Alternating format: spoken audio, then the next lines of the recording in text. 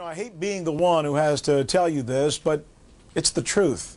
We as a nation are headed for an economic disaster. This is a story that you should not only watch, but you should also make sure the candidates who want your vote watch as well before they bury all of us. Now, not my words. These are words being spoken by someone who's a very high authority on something like this. The reporter in this is CNN's Jeff Greenfield, who introduces us now to one man who's going all over the country trying to keep our nation from going broke.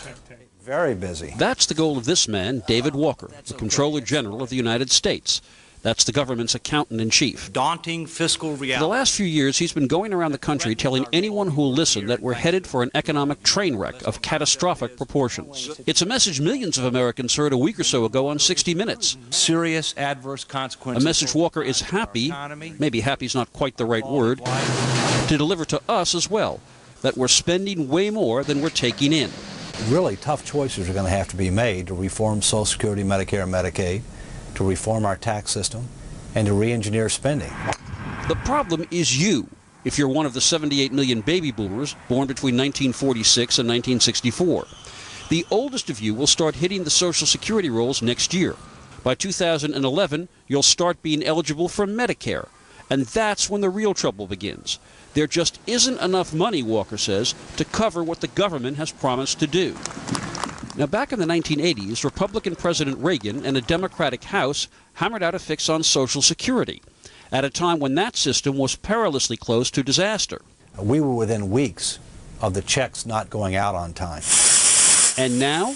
Our long-range problem is much worse, and it's very close to becoming a reality because boomers start retiring next year. And that means some very tough choices, like trimming benefits, or having seniors pay more of their health costs, or raising taxes. But most Democrats want more benefits. And for most Republicans, tax cuts, not tax hikes, are the first, second, third, and fourth commandments. Which is why Walker is, in effect, campaigning with experts from the left, right, and center. His purpose? Try to make sure that any serious candidate for the president, and most importantly, the two nominees for the major parties, that they make fiscal responsibility one of their top 3 priorities. If they don't deserve to be president. And if they don't, we're in trouble. Let's see if they listen. Jeff Greenfield following that report for us. Well, the 2008 presidential race has started already, earlier than ever before, as a matter of fact. Let's hope that the candidates are, in fact, listening to David Walker's warnings.